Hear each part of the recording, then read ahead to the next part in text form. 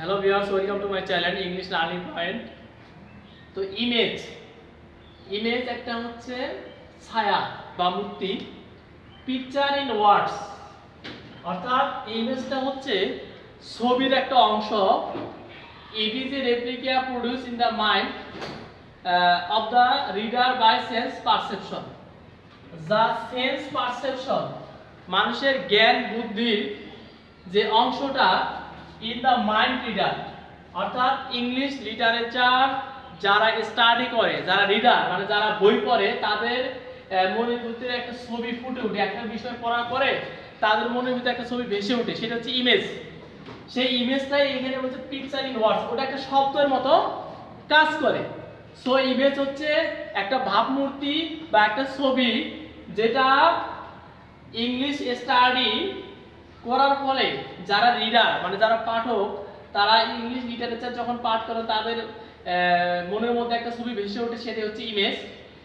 এই for example, মানে এখানে রিডার পড়ার পরে তার মনে একটা ভেসে উঠছে the black cat is now in the dark room.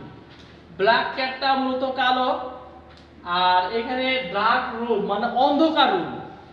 তো অন্ধকার রুম এবং একটা কালো বিড়াল যদি থাকে সেটা তো দেখার কথা না, কিন্তু যারা স্টাডি করবে, যারা বই পড়বে, রিডার যারা যারা পাঠক, তারা পড়ার মাধ্যমে তাদের তারা বুঝে নিবে যে ওই ডার্ক রুমে একটা ব্ল্যাক ক্যাট অবস্থান করছে।